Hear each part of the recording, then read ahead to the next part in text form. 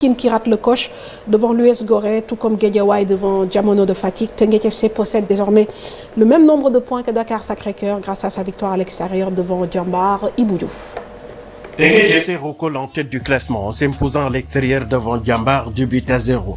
Un joueur est bien en forme en ce début de championnat. Il s'agit de Mbaye Jacques Ndiaye, passeur décisif sur l'ouverture du score de Matar Kouyaté. Le jeune ailier causera même l'addition dans le dernier quart d'heure en transformant en penalty. Il marque ainsi son 3e but de la saison. L'équipe de Cheikh Gueye réalise un bon début de saison. Dakar Sacré-Cœur n'avance plus et concède un 2e match nul de suite, 0 but partout, contre l'équipe reine du partage des points dans ce championnat, le Stade de Mbour. Les stadistes en sont à 5 matchs nuls en 6 journées.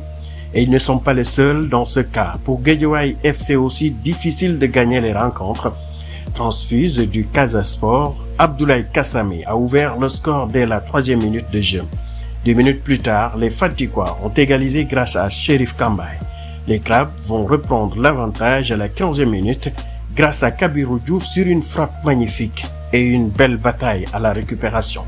Ayant mené au score toute la partie, les hommes de Mbaye Badji font pourtant se faire rejoindre dans le temps additionnel un but de Ibrahima Tamba, libre de tout marquage qui a fusillé le gardien adverse.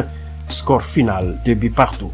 L'autre club de la banlieue n'a pas réussi à enchaîner après sa victoire la semaine dernière contre Diambar.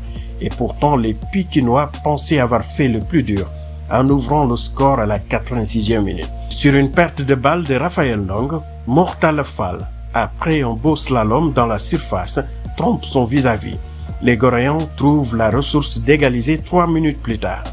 À Saint-Louis, Moustapha Seck a donné l'avantage au Sambalinguer en fin de première période, un but décisif face à l'US Ouakam, battu 1-0.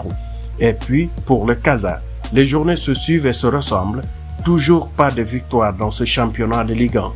Pire, c'est une nouvelle défaite qui a sanctionné sa rencontre contre la Sonacos. Ibrahima Paye a marqué pour les Nyambourois à la 44e minute.